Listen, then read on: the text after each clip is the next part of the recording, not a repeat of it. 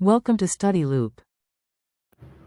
Okay, so we've got 2 bromo, 3 hydroxybutanamide. Butanamide, you could also say. So I know this is going to be a 4-carbon chain because it's based on butane. And I know it's an amide because of the end of the name. Okay, and I know this has got to be carbon 1, 2, 3, 4. Bromo on 2, and a hydroxy on 3. All right. So now we have to determine how many stereoisomers are possible in principle. Okay, so well, where are our stereogenic carbons? This carbon cannot be stereogenic because it's got a double bond. This carbon has a bond to bromine, a bond to hydrogen, and then 2 different bonds to carbon, so that's stereogenic. Let's color code it. Let's make it green. I don't know. And then likewise, this carbon has a bond to hydrogen, a bond to an oxygen, and then 2 different bonds to carbon. So this can also be a stereogenic carbon. Make it blue. Okay, so I see 2 stereo centers. Now the question is, if we have uh, 2 stereo centers, what are the different configurations we can have? So we're going to have to draw them anyway, right? Because it wants us to show which are enantiomers and which are diastereomers. So let's just draw every possible combination. I want blue.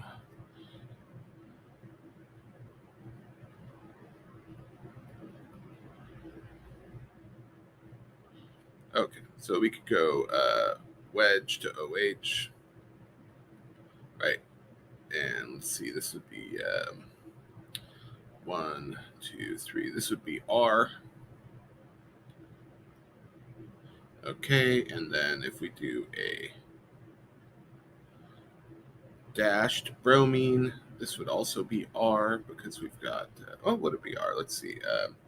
This would be 1, 2, 3, which looks like S, but since bromine is in the back and not the front, and hydrogen's in the front, it's the opposite of whatever it looks like. So if it looks like S, it actually ends up being R. Okay, great. So that's our RR enantiomer.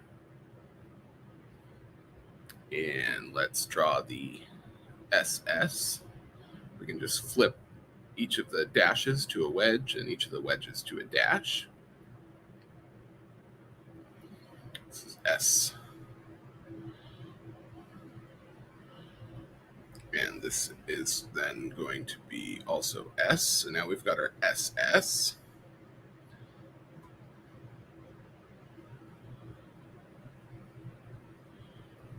Okay. And what if we leave this as R, but now we make this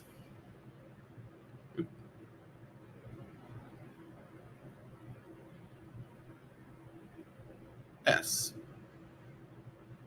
All right, so now we've got R up here and S here. And then we can swap these.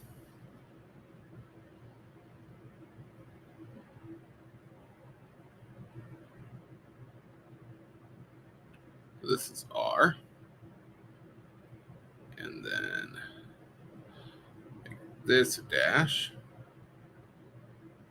And OH, and this is S. Okay, so now we just need to figure out what the relationship between these are, right? Recall that if we switch both stereocenters, if R becomes S and R becomes S, that these must be enantiomers, right? Because we've changed every stereocenter. This would be like the mirror image reflected across some line. We could draw this in a way that might make that more obvious.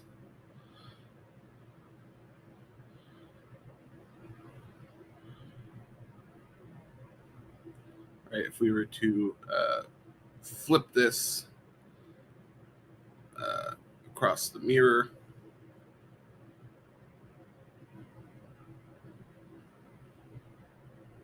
Oops.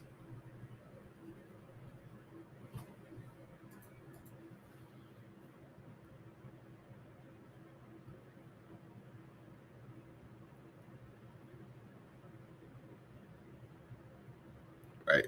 Now, this molecule and this molecule are clearly mirror images of each other. And then these two are just the same molecule. So I've just redrawn the SS form in a way that makes it more clearly the mirror image of the RR form. So these two are enantiomers. Great. What about these two? Are they mirror images of each other? Well, let me try to redraw again. Put H2, not in green. Okay. H2N.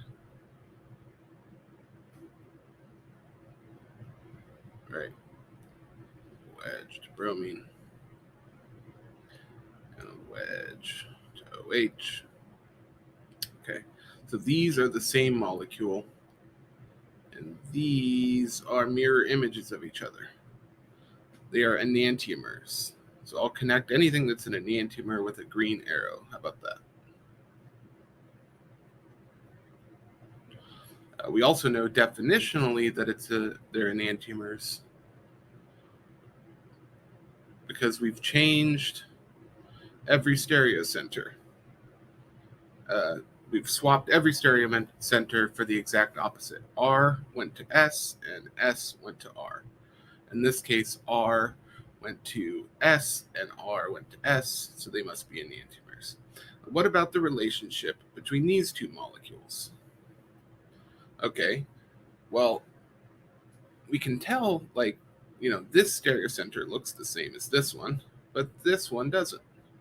We haven't changed both stereocenters, we've only changed one of them. So they're not mirror images. They can't be mirror images of each other. These are, in fact, diastereomers. The relationship is that one of the stereocenters has changed of the two possible. So whenever you have two or more stereocenters, it's possible that you have diastereomers or diastereomerism. So these two connected with the blue arrow are diastereomers. R stayed as R, and this R went to S. So we've changed one stereocenter between the two. Similarly, if we look at the top left and the bottom right, we've got RR, but over here we have SR. So the R oxygen has changed to an S oxygen. We've changed one stereocenter. And finally, if we look at the bottom left, we've got RS, whereas in the top right, we've got SS, so that R has changed to an S. So these are diastereomers. Okay, and then if we look one more time at the top right and the bottom right, we've got SS versus SR. So we're differing only in one stereocenter, so these are also diastereomers. So the enantiomers must include the swapping of both stereocenters between one and the other. That would be the top left and the top right, or the bottom left and the bottom right. Whereas if only one stereocenter is different, keep saying stereocenter, that's a case of diastereomerism.